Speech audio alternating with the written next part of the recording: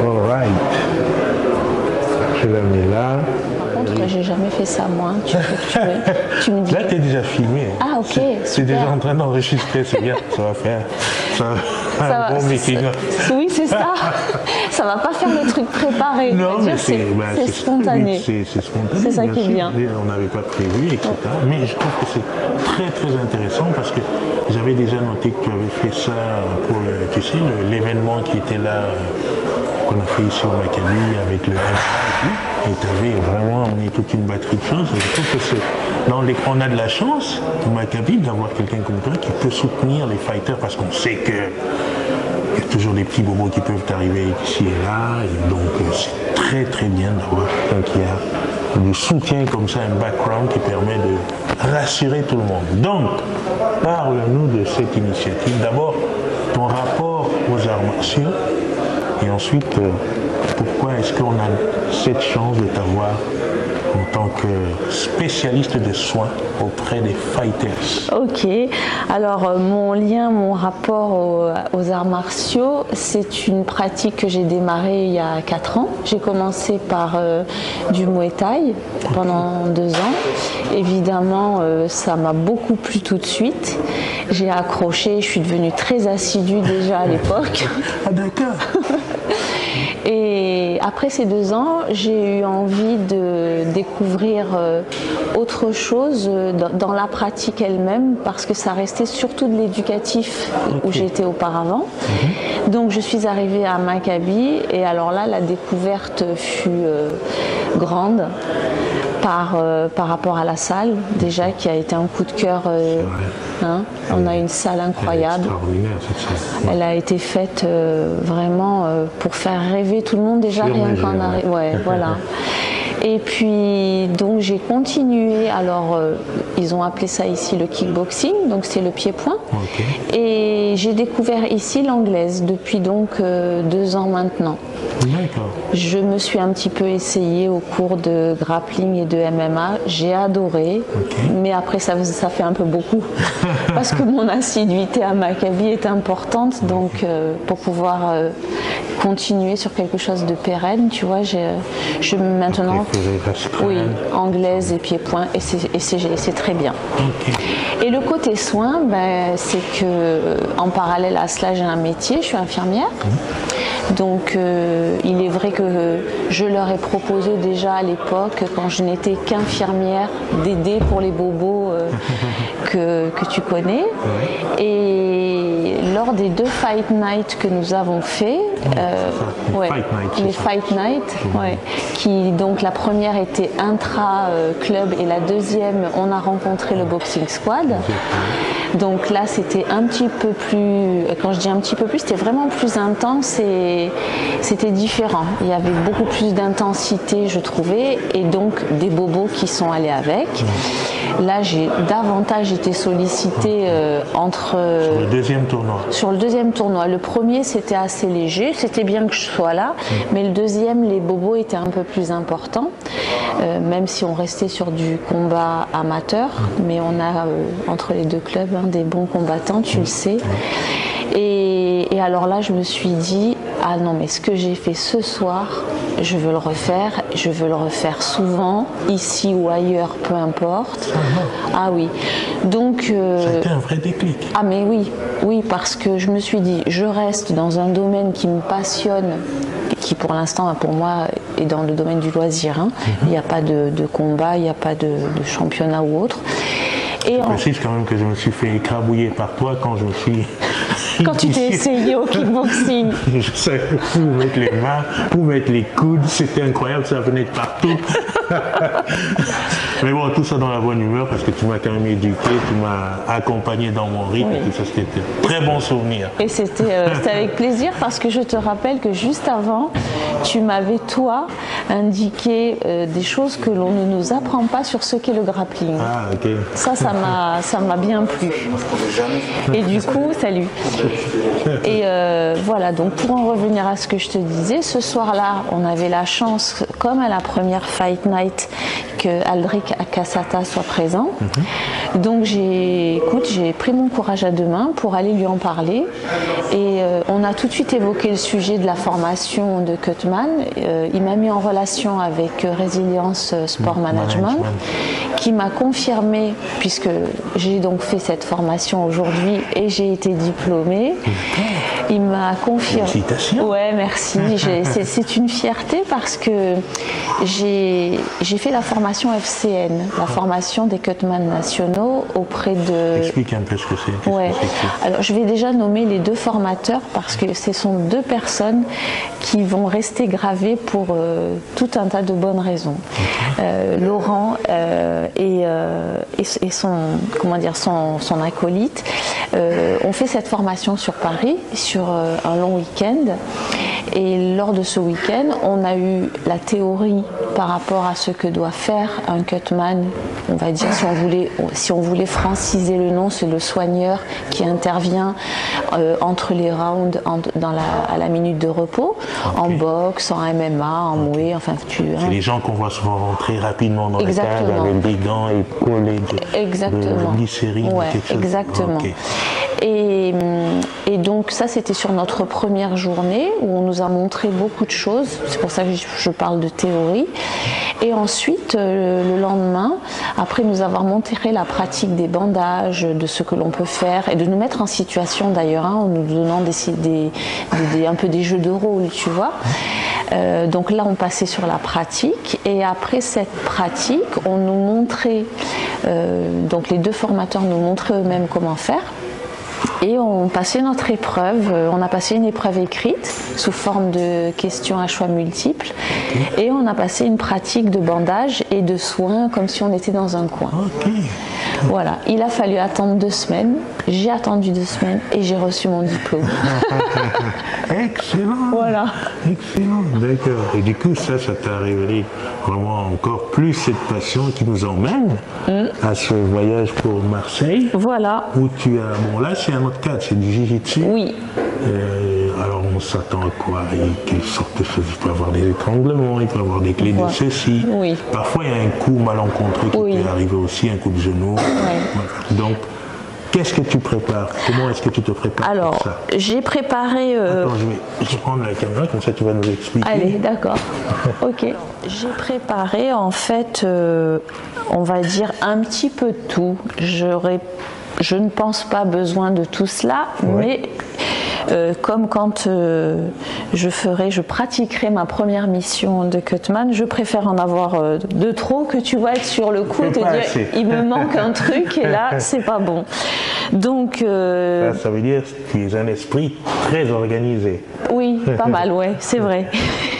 Si c'est une qualité, je l'ai. Donc en fait c'est assez simple, j'ai préparé tu vois de quoi pouvoir désinfecter un bobo par frottement, par brûlure, par étranglement, par un coup aussi, tu sais, une chute ça peut être un coup aussi. J'ai préparé évidemment ce dont ils se servent eux, tu sais, pour en fait faire des petits straps de doigts, tu sais, avant même les petites blessures. Alors c'est assez simple. Juste une parenthèse parce que ça, je trouve pas en pharmacie. C'est bien qu'on en parle. J'arrête pas de le chercher. Je te donnerai une adresse. Ah ok. Oui, ou je te donnerai un rouleau si tu veux. Parce que c'est voilà. Blanc. Tu vois, c'est on va dire l'ancien sparadrap, mais c'est blanc. Okay. Et pour pouvoir l'utiliser en combat, quelle que soit la discipline, il faut qu'il soit dentelé. Alors pourquoi dentelé? Parce que ça te permettra de le découper à la main. S'il n'est pas dentelé, c'est impossible. Et en ce qui concerne les gars du JJB, en fait, ils se découpent ainsi. Et moyennant des petites choses qu'ils font selon leur blessure précédente ou leur bobo, c'est pour ça qu'on les voit souvent avec ce genre de choses. Tu vois, sur cette articulation, celle-ci, une seule, on peut en voir 2. Voilà.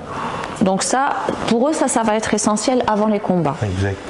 Après les combats, ce que j'ai prévu pour éventuellement sur des coups, alors ce sont des poches, tu sais, qui je vais pas le faire sinon elle se déclenche. Ok. Tu mets un coup dedans et la réaction chimique fait que ça devient glacé.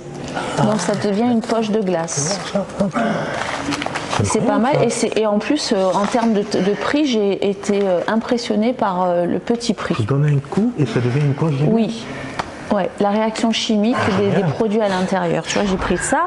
Ça, je pense que ça va servir, tu vois, sur quelque chose qui a été tiré, sur les phases de sol que tu connais bien mieux que moi. J'ai pris ça parce que pour l'instant, j'ai pas encore, ça s'appelle des swabs, ce que j'aurais aimé avoir, mais je les ai pas encore reçus. Et en fait, tu sais, c'est le coton-tige pour le nez.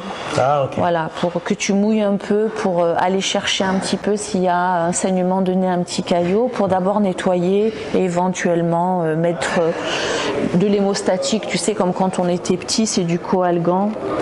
Ça se présente comme ça. Tu vois, c'est une petite mèche hémostatique que tu insères et qui va prendre toute liquidité. Donc là, ce sera du sang. Et après, tu peux, toi, nettoyer sur du propre. Voilà.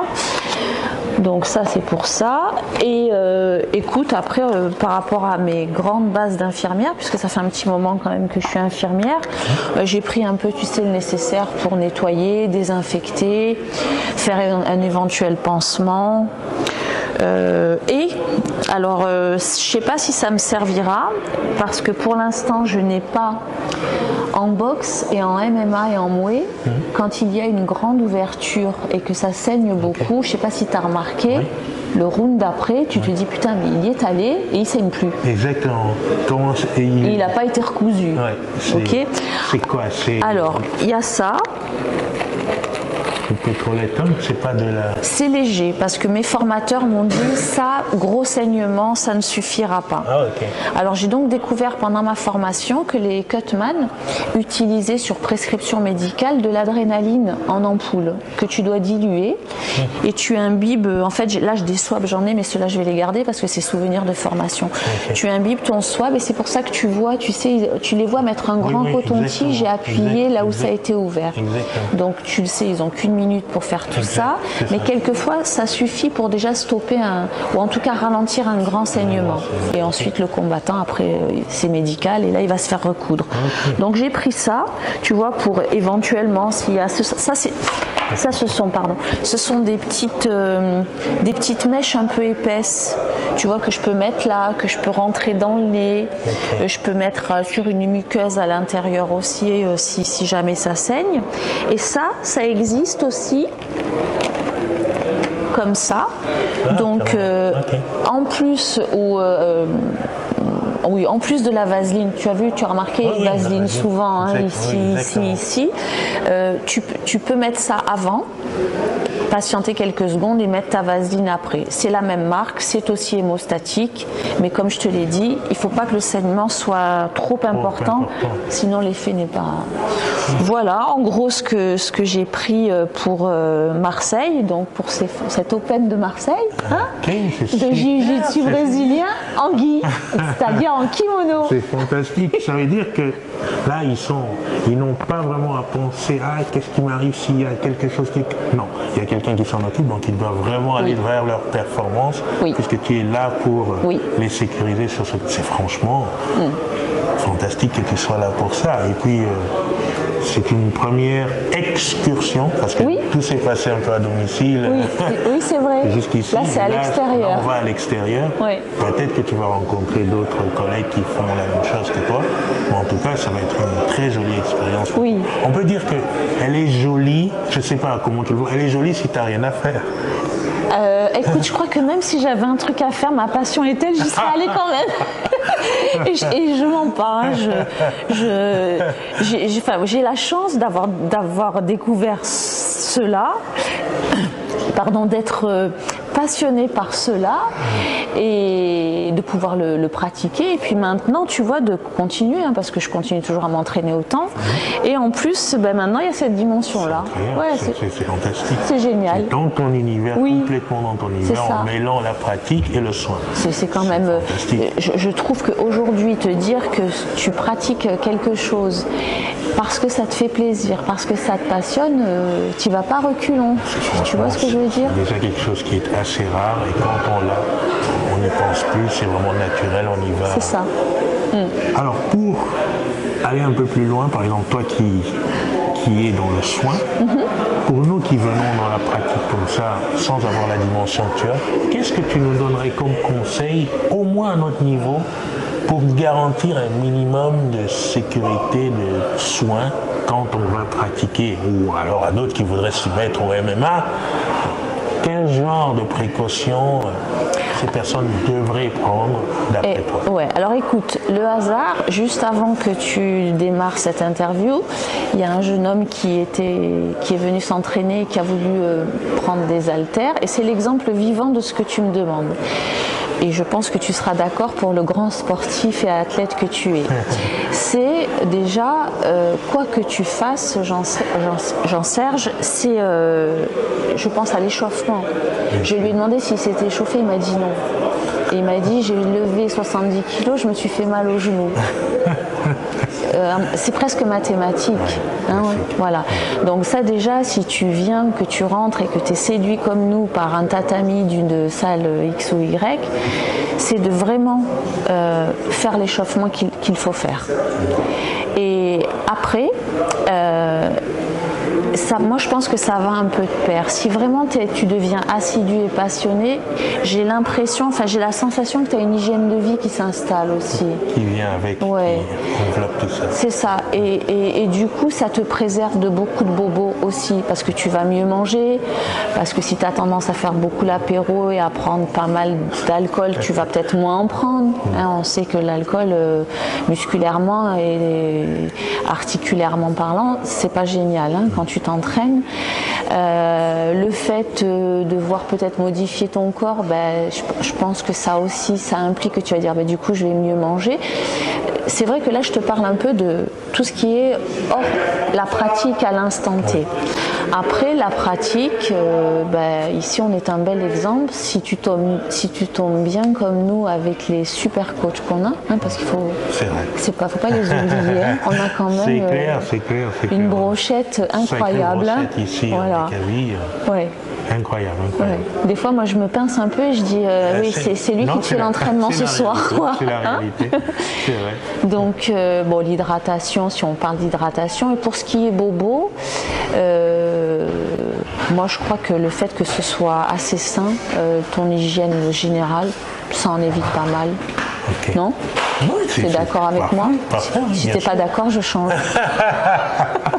Là, je suis parfaitement d'accord. Comme tu as dit, c'est vrai que quand tu te mets à pratiquer ces arts martiaux assez régulièrement, déjà tu as les résultats qui viennent, qui te montrent ton corps se modifie, se fortifie. Donc tu commences à te renseigner, mais comment est-ce que je peux aller plus avant dans cette performance?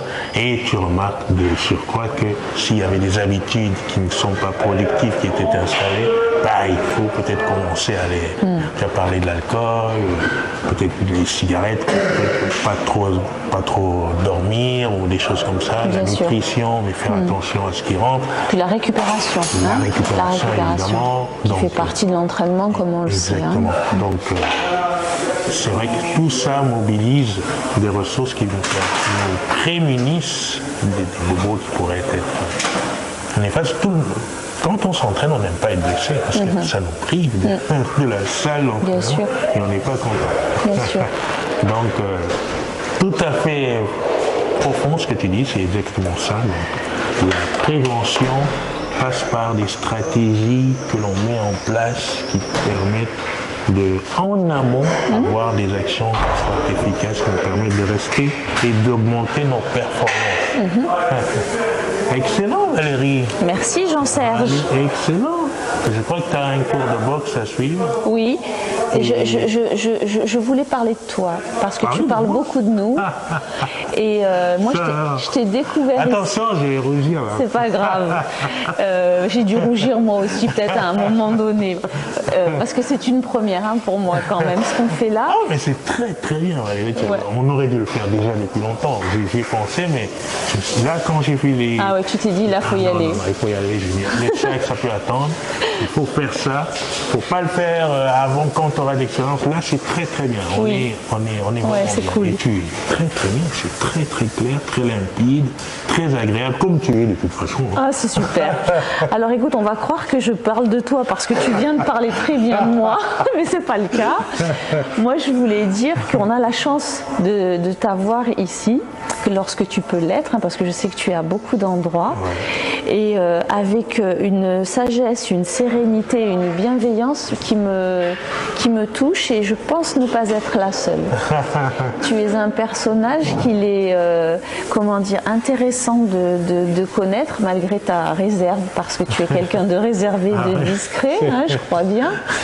Mais je voulais te remercier de cela, parce que regarde, aujourd'hui, je n'ai pas imaginé cela, et j'ai cette opportunité-là de parler de cela avec toi, et je suis ravie de l'avoir, que la première se soit faite avec toi. Ah, écoute, de toute façon, il fallait bien, c'est moi, c'est très bien, mais il fallait le faire parce que tu fais un travail énorme. Je trouve que c'est une chance. Oui, en tant je pense, c'est nous bien. Tous, moi, je suis sur le tatami.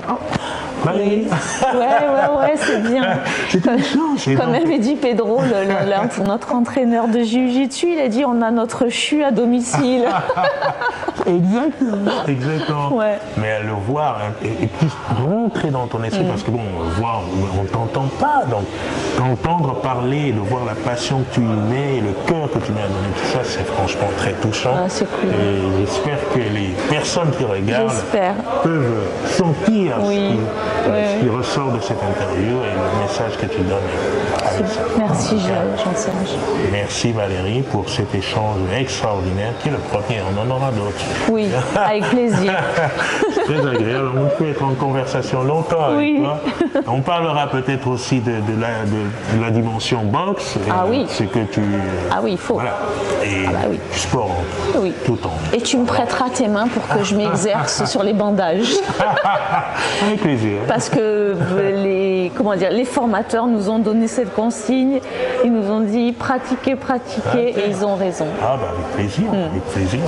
Je voulais juste, si j'ai encore quelques secondes, par rapport à cette formation qui a été vraiment, je trouve, excellente, préciser que c'est la seule formation FCN en France qui est homologuée par la FFB et la MMAF. Tous les deux ont beaucoup travaillé pour ça, et c'était un petit hommage au cas où un jour ils regardent cela. Il faut le dire, parce que là tu m'informes, je n'ai pas du tout au courant de ça, c'est bien de le dire. Oui, c'est important, tu sais, que d'aller quelque part, surtout sur le domaine du soin, et que tu sois homologué, reconnu, validé. Comme ça pose aucun problème. On sait que tu as les compétences pour, quelles que soient les catégories de compétition où tu es censé intervenir. On sait que tu sais de quoi on sait que tu connais ta pratique, on sait que tu vas apporter ce qu'il faut pour la circonstance. Voilà, donc c'est le petit hommage, c'est pour Laurent et Franck. Ils se reconnaîtront. Laurent et Franck. Oui. Ok, ça marche. C'est bien, Laurent et Franck. Merci pour le travail, c'est fantastique. Voilà. Très bien Valérie, écoute, là il ne me reste plus qu'à te souhaiter une très bonne compétition à Marseille. Je te raconterai. Ah, tu me raconteras. Ouais. Peut-être en vidéo. Avec plaisir, super, merci beaucoup. Je t'en prie Jean-Serge, à la prochaine. Génial. Génial. Ah mais t'as été royal là Valérie. Ah tant mieux, écoute. Royal. Dès comme ça, moi j'en veux. Ah ça va alors. Je m'entraîne ici, je suis aussi infirmière et je viens d'être diplômée d'une formation Cutman. Donc là, tu vois, t'as la totale. On était en train de parler avec Valérie, on parlait de toutes ces formations, dans le domaine, et voilà que tu as ça va mieux aussi. Ouais, ça va, merci. Excuse-moi. Non, t'inquiète, mais c'est même pas. Ah, c'est toi qui lui as fait. Et ouais. Mais comment ça? En fait, c'était l'âme sol. Ah, d'accord. Comme il est plus lourd, du coup, c'est juste. Tu peux poser ton pied. Ah, ok, pas de soucis. Voilà. J'arrive là, ne bouge pas. Je vais te mettre avec ça.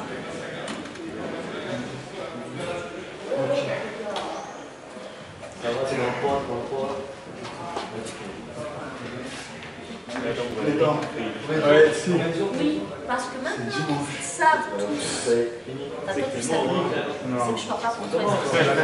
Mais du coup, bah, si quand je suis là et qu'ils ont un bureau, mais je me dis, attends, ça va donner sinon. Non, non, je ne pas Et moi, quand t'as compris que j'adorais ça, évidemment, je dis pas non. On va faire combien de kilos?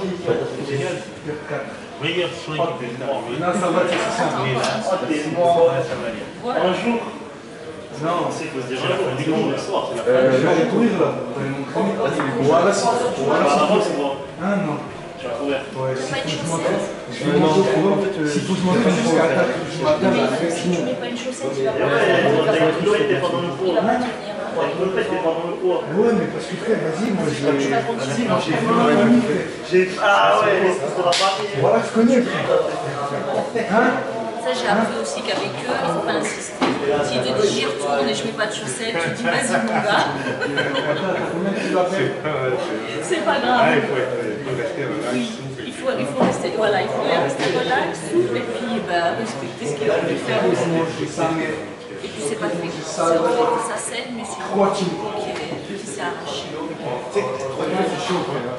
Mais tu vas pas mieux faire. T'as les paroles et les gestes. Voilà. Mêler la parole à la pratique directement. Merci beaucoup. En direct live. En direct, là. Exactement. Merci encore. Je t'en prie, j'enseigne. Avec plaisir.